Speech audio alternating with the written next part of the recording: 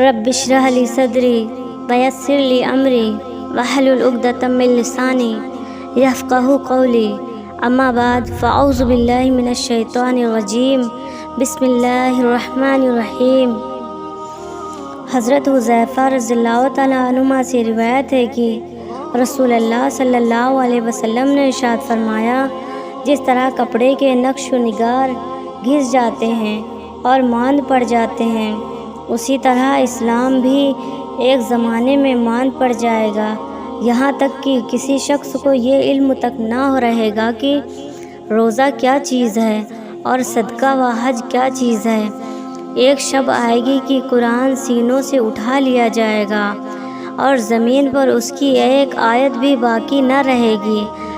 الگ الگ طور پر کچھ بوڑھے مرد اور کچھ بوڑھی عورتیں رہ جائیں گی جو یہ کہیں گے کہ ہم نے اپنے بزرگوں سے یہ کلمہ لا الہ الا اللہ سنا تھا، اس لیے ہم بھی یہ کلمہ پڑھ لیتے ہیں۔ حضرت حذیفہ رضی اللہ تعالیٰ عنہما کے شاگرد صلہ نے پوچھا، جب انہیں روزہ، صدقہ اور حج کا بھی علم نہ ہوگا تو بھلا صرف یہ کلمہ انہیں کیا فائدہ دیں گے؟ حضرت حذیفہ رضی اللہ تعالیٰ عنہما نے اس کا کوئی جواب نہ دیا۔ انہوں نے 3 بار یہی سوال دہرایا۔ ہر بار حضرت حذیفہ رضی اللہ تعالیٰ عنہما اعراض کرتے رہے۔